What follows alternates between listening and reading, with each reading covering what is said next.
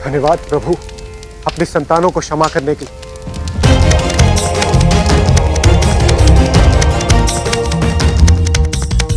माँ, पुत्र तुम कुशल तो हो ना? तुम्हें कुछ हुआ तो नहीं? हाँ हाँ, मैं तो कुशल ही हूँ माँ। सत्य है, अब सब कुशल है।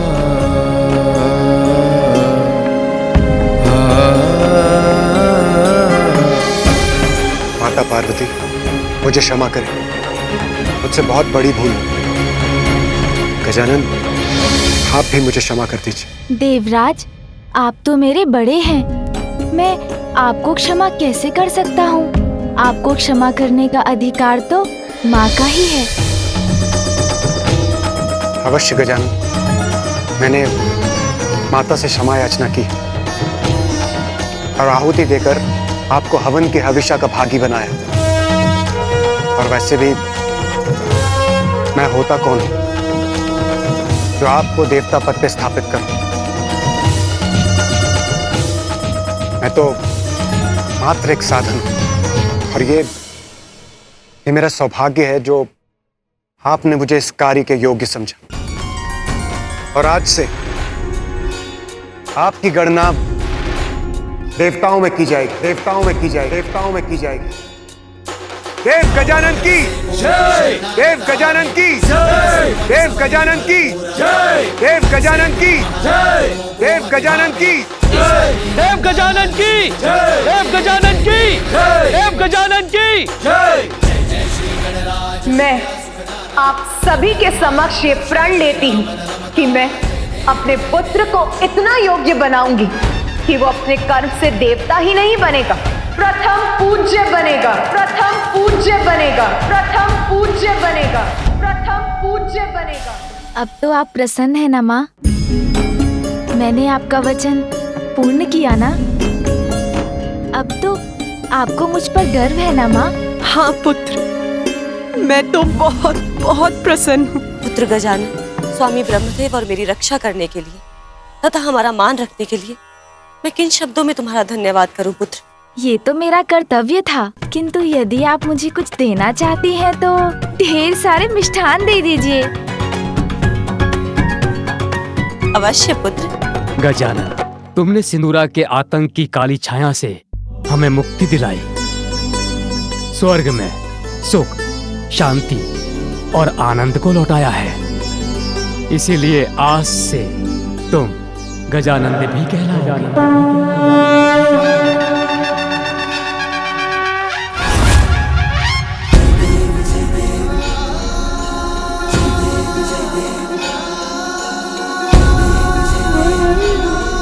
गजानन, ये तो बहुत ही सुंदर और अद्भुत नाम दिया है आपने मुझे फूफा जी। आनंद का संचार करने वाले गजानंद, अत्यंत प्रियकर नाम है गजानंद। और मैं तुम्हें वरदान देता हूँ पुत्र गजानन, आज के बाद कोई अस्त्र शस्त्र तुम्हें हानि नहीं पहुंचा सकेगा। सदैव अजय रहोगे।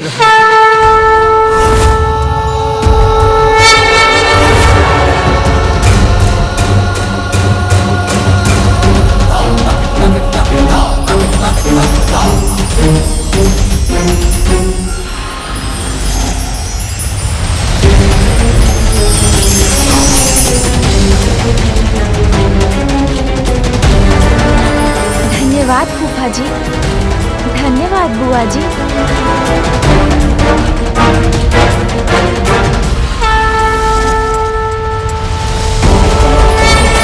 दुष्टों का विनाश करने और धर्म की रक्षा करने के लिए मैं आपको ये चक्र देता हूं।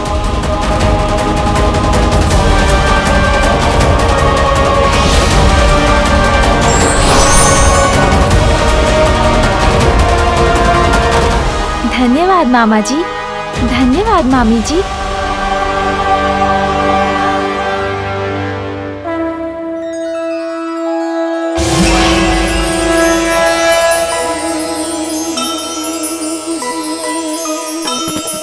ये मेरा वज्र स्वीकार कीजिए। आप जब भी इसका आवाहन करेंगे, यह आपकी सेवा में प्रस्तुत हो जाएगा। वज्रदेव राज इंद्र से सुमुख ने पाया, अग्नि वरुण वायु अस्त्र सब प्रदाना, उमा सुत सर झुका के आभार माना। जय गणेश जय गणेश जय गणेश देवा, माता जाकी पार्वती। पुत्र गजानन, आज अपनी योग्यता से तुमने देवत्व नहीं अपितु देवताओं से प्राप्त उनके अस्त्रों के रूप में उनका विश्वास भी अर्जित किया है। तुम्हें देवता पद के दायित्व के प्रति सहज रहकर इस विश्वास का मान रखना है। मुझे विश्वास है तुम ऐसा अवश्य करोगे, इसलिए आज मैं तुम्हें अपना सबसे शक्तिशाली अस्त्र पाशुपतास्त्र प्रदान करता हूं।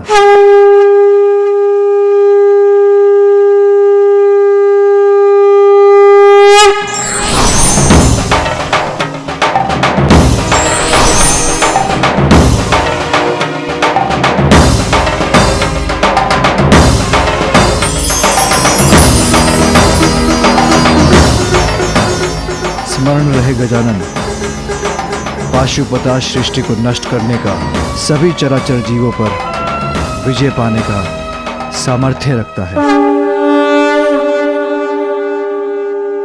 धन्यवाद पिताश्री। मैं पाशुपतास्त्र को पूर्ण सम्मान के साथ रखूंगा, कभी उसका दुरुपयोग नहीं होने दूंगा।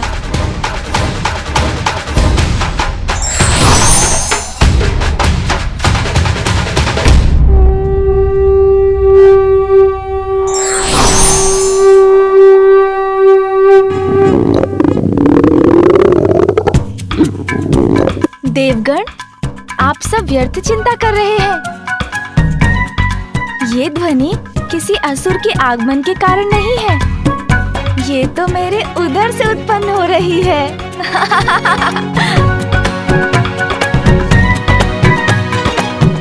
देवी पार्वती, गजानन को भूख लगी है, इसे कैलाश ले जाइए और भोजन करवाइए।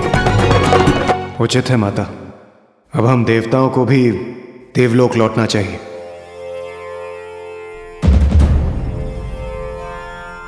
बहुत समय से कुबेर देव कहीं दिखाई नहीं दी, कहाँ है वो?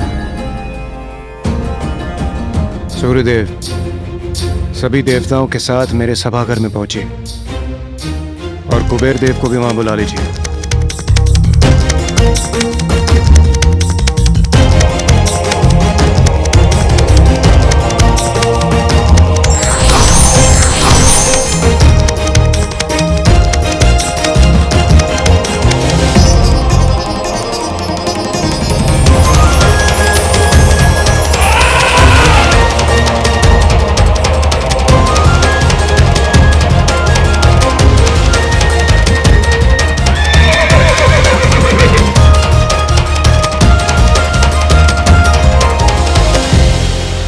कितने दिव्य और अद्भुत है ये वाहन। नंदी। प्रणाम महादेव।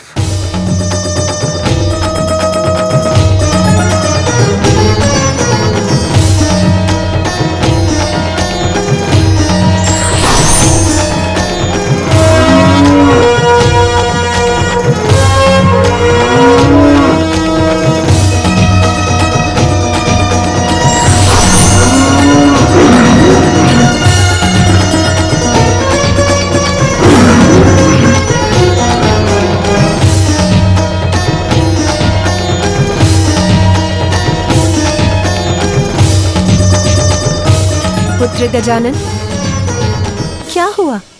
क्या ढूंढ रहे हो? माँ, पिताश्री, सभी देवताओं का कोई ना कोई वाहन है। मैं भी तो अब देवता हूँ, तो मेरा वाहन कहाँ है? बताइए ना, कौन है मेरा वाहन? पुत्र, उचित समय आने पर योग्यता और आवश्यकता के अनुसार सभी देवी देवताओं का वाहन निर्धारित होता है। शीघ्र तुम्हारा परिचय भी अपने वाहन से होगा। किंतु मुझे तो अभी वाहन की आवश्यकता है। उसके बिना मैं कैलाश कैसे लौटूंगा?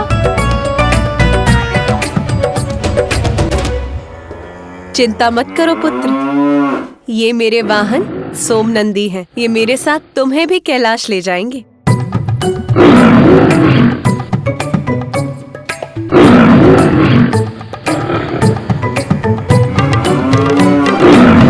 किंतु माँ, कुछ तो बताइए, कैसा होगा मेरा वाहन? क्या वो उड़ सकेगा या जल पर चलेगा? भैया के वाहन से भी अधिक विशाल और वेगवान होगा क्या? सभी विशाल वाहन तो अन्य देवताओं के पास हैं। मेरे लिए तो कुछ शेष ही नहीं रहा। किंतु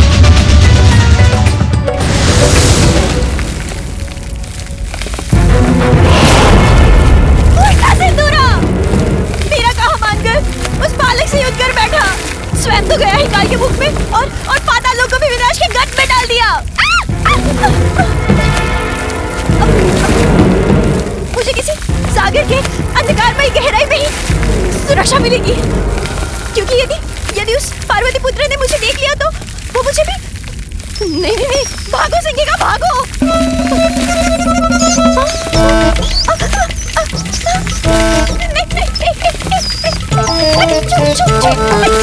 संकट आया तो यहाँ के चूहे भी पाताल लोक छोड़कर भाग रहे हैं।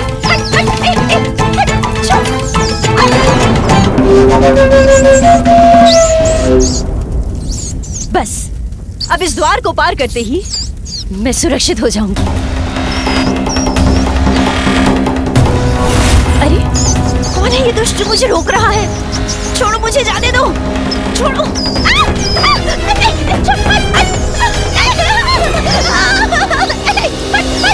ये संख्या चूहे, ये क्या करेंगे मेरे साथ? ये मुझे कुतर डालेंगे क्या?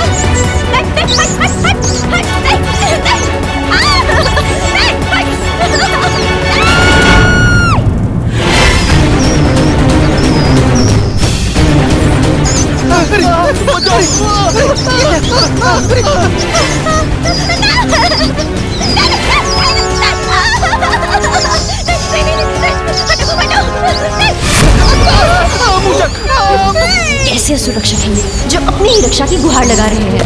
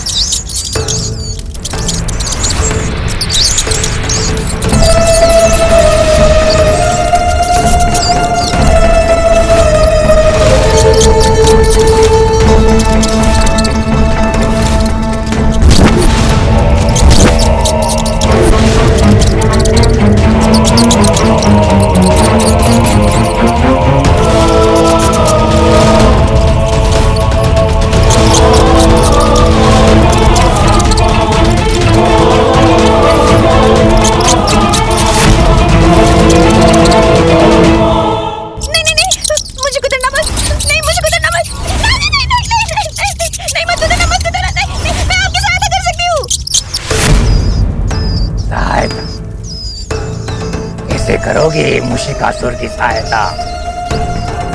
शीघ्र उत्तर दो। मैं पाताल राज सिंदूरा की सहायक थी। उन्हें सुझाव दिया करती थी। तब तो इसी पल मुझे अपने दांतों से कुतरकर तुम्हारा अंत कर देना चाहिए। सिंदूरा का कोई भला नहीं हुआ तुम्हारे सुझाव से ना। भयानक अंत हुआ सिंदूरा। नहीं, मेरे सुझाव तो अच्छे थे। वो तो उसकी मूर्खता ले डूबी उसे। शत्रु के मन को अपने वश में करने की एक अद्भुत शक्ति का स्वामी था वो, किंतु स्वयं कोई वश में ना कर सका। मूर्ख कहेगा। महादेव और देवी पार्वती के पुत्र को संभाल नहीं सका। एक बालक के हाथों मारा गया वो। हाँ, किंतु आपके साथ ऐसा नहीं होगा। कदापि नहीं। मेरे साथ कदापि नहीं होगा ऐसा, मेरे साथ कदापि नहीं। कर लगाता हूं मैं घाव, अब तक बातें मैं करता आगा। शिकासुर हूं मैं, चोरी करना है मेरा स्वभाव। अब सिंदूरा का अंत हुआ तो प्राप्त हुआ मुझे अवसर, मैंने उसका राज्य चुरा लिया। जो सिंदूरा नहीं कर पाया वो मुशिकासुर करके दिखाएगा। अपनी बुद्धि के बल पर उस बालक का वध करके दिखाएगा। उसके पूर्व मैं तुम्हारे प्राण चोरी करूं। भाग जाओ यहाँ से बुढ़िया, क्योंकि मुशिकासुर को तुम्हारे सुझाव की कोई आवश्यकता नहीं। मुशिकासुर हूं मैं, मेरी बुद्धि पर्याप्त है मेरे लिए। पाताल राज मुशिकासुर की जय। पाताल राज मुशिकासुर की जय। पाताल राज मुशिकासुर की जय। पाताल राज मुशिकासुर की जय। जय जय मुशिकासुर की जय।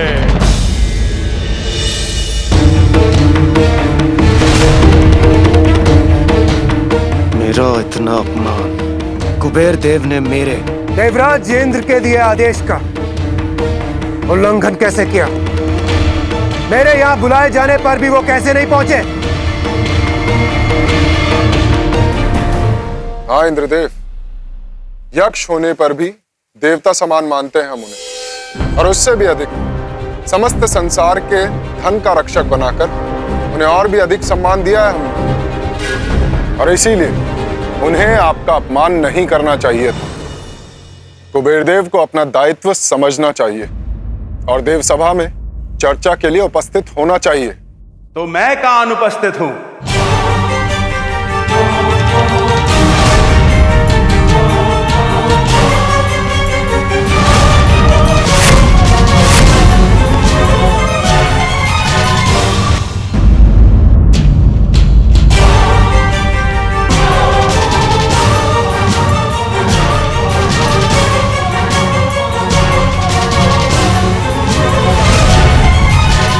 कुबेर देव, तो अब हुआ है आपका आगमन।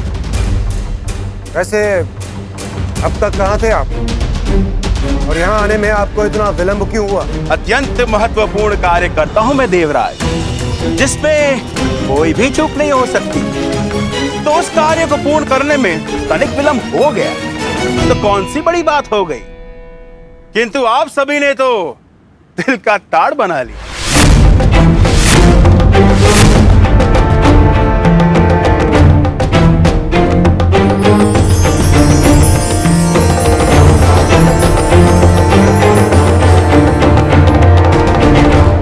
देवराज, स्वर्ग लोक के दैनिक क्रियाकलाप का ध्यान रखने के लिए आप और अन्य देवता है ना। यदि मैं भी इस कार्य में लग गया तो मेरा कार्य कौन करेगा? संसार के अपार धन का स्वामी हूं मैं, उसको असुरक्षित तो नहीं छोड़ सकता ना। और वैसे भी देवराज, स्वर्ग अभी मुझे आकर्षित नहीं करता। यहां की चमक दमक कम प्रतीत होती है। कुबेर जी, इतने स्वर्ण आभूषण जो धारण कर रखे हैं आपने, इसीलिए आपके सामने किसी की भी चमक कहां टिकेगी? एक बार मेरी अलका नगरी में आकर देखिए सूर्यदेव, परिहास करना भूल जाएंगे आप। ऐसी चकाचौंध है मेरे द्वारा निर्मित मेरे नगरी के सौंदर्य की, स्वर्ग से सहस्त्र गुना अधिक संपन्नता है वहां। बहुत अहंकार जागृत हो गया है कुबेर देव में। कदाचित अब इस अहंकार के नष्ट होने का समय आ गया है। और वैसे भी मैं आप सभी को अलका नगरी में भोज के लिए निमंत्रण देने आया था। देवराज, एक बार वहां की समृद्धि वहां के धन धान्य के दर्शन कर लेंगे तो उसी को अपनी राजधानी बनाना चाहेंगे आप। फिर ये स्वर्ग इसकी ओर देखने की इच्छा भी नहीं होगी आपकी। मैं जहां जाऊं वो स्थान मेरी प्रतिष्ठा के अनुरूप भी तो होना चाहिए। शीर्ष स्थान पर मेरे रहने का क्या औचित्य?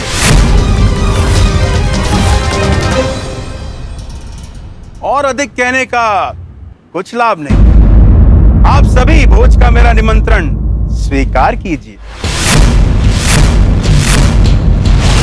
एक बार स्वयं मेरी नगरी को देख लीजिए तो मेरी बात स्वयं समझ जाएंगे। अवश्य कुबेर देव, बहुत उत्तम विचार है आपका। मेरे विचार से आपको महादेव एवं सह परिवार को भी इस भोग के लिए आमंत्रित करना चाहिए। महादेव का तो महाभक्त मैं, उन्हें तो अवश्य आमंत्रित करूंगा और वो मेरा निमंत्रण स्वीकार भी करेंगे। जिस प्रकार गजानन ने मेरा अभिमान तोड़ा था, ऐसे ही अब वो कुबेर के अहंकार को भी अवश्य भंग करेंगे।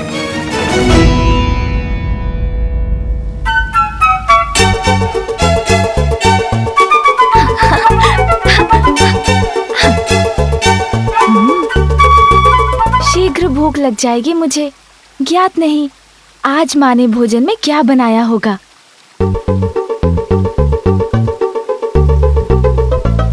हाँ सुन जी, माँ के हाथों बनाए जाने वाले विशेष भोजन की सुगंध तो मुझे भी आ रही है।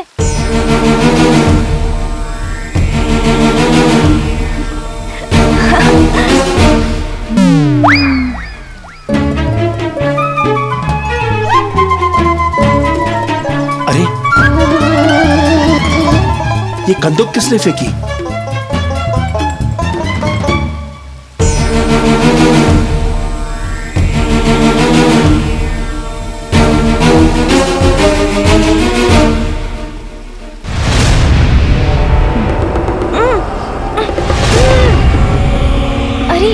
इतना प्रकाश कहाँ से आ रहा है?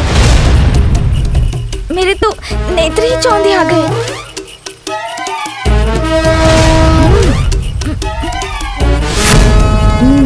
कुबेर जी, प्रणाम कुबेर देव। बालक, तो वो कंदुक तुम्हारी थी। ध्यान रखना चाहिए ना तुम्हें, संभल कर क्रीड़ा करनी चाहिए ना। जी कुबेर देव जी, मुझसे भूल हुई, क्षमा करें।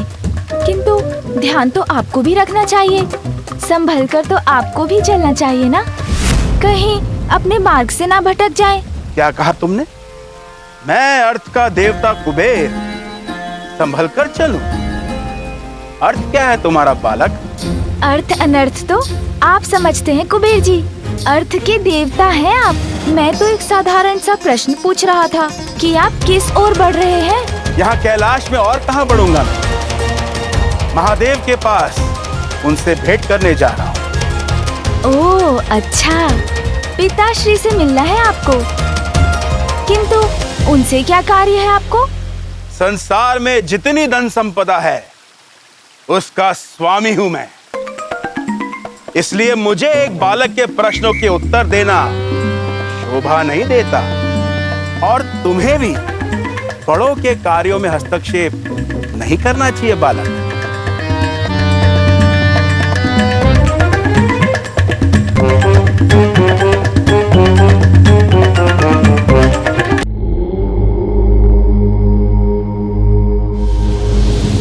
कहिए कुबेर देव, कैसे आना हुआ आपका?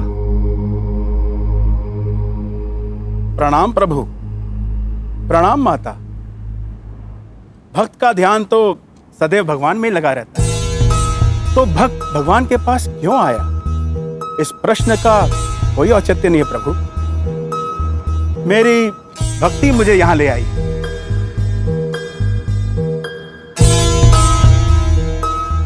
आपकी कृपा से धन, धान्य, समृद्धि सबका स्वामी हूं मैं। संसार भर में मुझसे अधिक संपन्न कोई भी नहीं है प्रभु, और अपनी ऐसी संपन्नता से प्रभु मैंने ऐसी अद्भुत अलका नगरी का निर्माण किया है कि कैलाश भी उसके समक्ष फीका पड़ जाएगा प्रभु। और मैं आपको परिवार सहित अलकापुरी में भोज के लिए आमंत्रित करने आया हूं प्रभु। भोज? कहते हैं कि भक्त का स्थान भगवान से भी ऊपर होता है, इसलिए आप मेरा निवेदन अस्वीकार नहीं कर सकते प्रभु। कुबेर देव, भोजन में तो मेरी कोई रुचि नहीं। और मैं अपने स्वामी के बिना वहां नहीं आ सकती। किंतु यदि आप चाहते हैं कि हमारे परिवार से कोई सदस्य आपकी नगरी पधारे, आपका सत्कार स्वीकार करे, तो आप मेरे पुत्र गजानन को ले जा सकते हैं। भोजन में मुझे तो बड़ी रुचि है।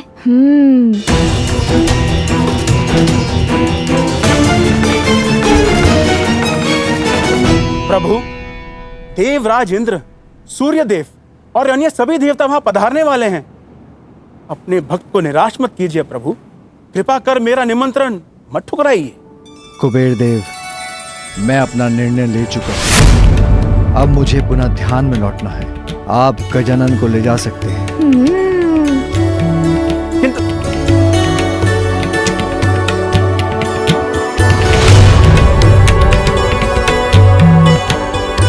तो हम लोग चलें कुबेर देव जी? हाँ अवश्य। और उपाय ही क्या है? माँ, मैं जाऊं इनके साथ?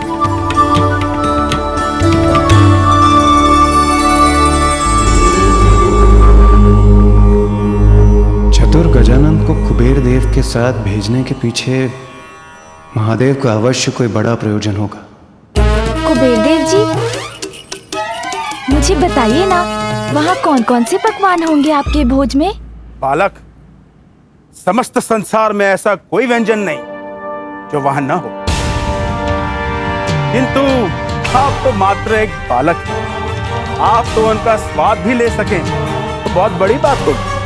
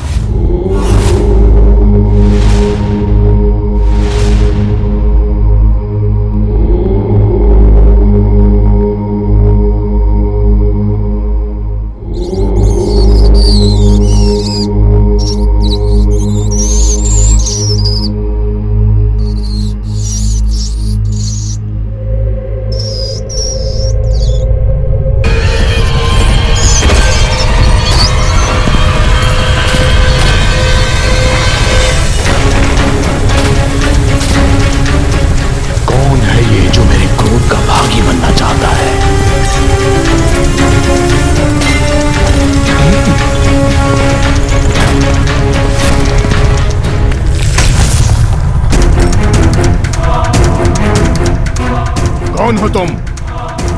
और इस प्रकार प्रवेश करके मेरा ध्यान भंग करने का दुस्साहस कैसे किया? जानते भी हो कौन हूं मैं?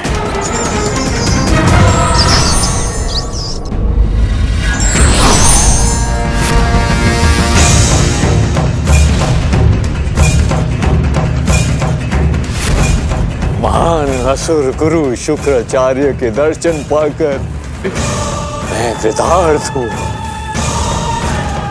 गुरुवर, मैं मूषिकासुर हूँ, आपकी शरण में आया हूँ गुरुवर। मेरा प्रणाम स्वीकार करें और मेरा मार्गदर्शन करने की कृपा करें। क्षमा चाहता हूँ, मैं स्वभाव से चोर हूँ, इसलिए नीचे से चोरी चोरी आ गया। क्षमा। किंतु तुम यहाँ आए क्यों हो? और मेरा मार्गदर्शन किस कार्य हेतु चाहिए तुम्हें? सिंदूरा की मृत्यु के बाद उसका सिंहासन चुराकर मैं पाताल लोक का अधिपति तो बन गया गुरुवर, किंतु गुरुवर वो संकट मेरे सर मंडरा रहा है। बालक जिसने सिंदूरा का वध किया, मुक्ति गुरुवर, उस बालक से, उस संकट से मुझे मुक्ति चाहिए। और मुझे विश्वास है गुरुवर, सिंदूरा जहां असफल रहा वहां पे मैं अवश्य सफल रहूंगा। उस बालक को मैं मृत्यु के घाट उतार दूंगा। असंभव। गजानन अत्यंत शक्तिशाली है मूषिकासुर। इसीलिए तो मैं आपके पास आया हूँ गुरुवर। कोई उचित मार्ग दिखाइए, बालक के वध की कोई युक्ति सुझाइए मुझे। शक्ति, माता पार्वती की शक्ति। किंतु गुरुवर, देवी पार्वती तो गजानन की माता है ना? अब मात्र माता पार्वती की शक्ति से ही गजानन को रोका जा सकता है। उसके विरुद्ध उसकी माता की शक्तियों का प्रयोग करना होगा तुम्हें। उसके वध का एकमात्र केवल यही उपाय है।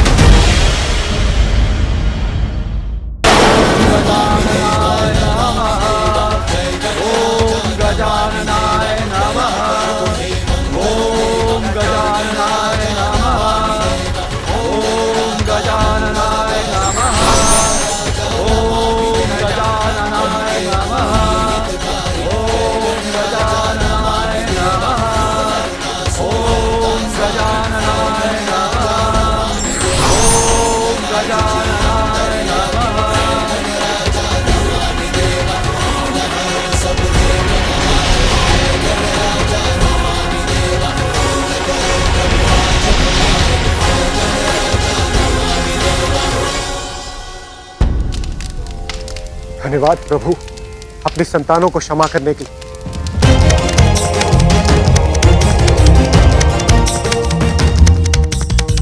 माँ, पुत्र, तुम कुशल तो हो ना?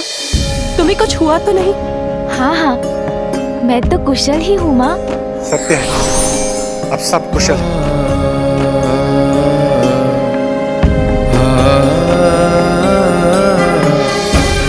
माता पार्वती, मुझे क्षमा करें, मुझसे बहुत बड़ी भूल। गजानन, आप भी मुझे क्षमा कर दीजिए। देवराज, आप तो मेरे बड़े हैं, मैं आपको क्षमा कैसे कर सकता हूँ? आपको क्षमा करने का अधिकार तो माँ का ही है। अवश्य गजानन, मैंने माता से क्षमा याचना की और आहुति देकर आपको हवन के हविष्य का भागी बनाया। और वैसे भी मैं होता कौन हूं जो आपको देवता पद पे स्थापित करूं? मैं तो मात्र एक साधन हूं और ये मेरा सौभाग्य है जो आपने मुझे इस कार्य के योग्य समझा।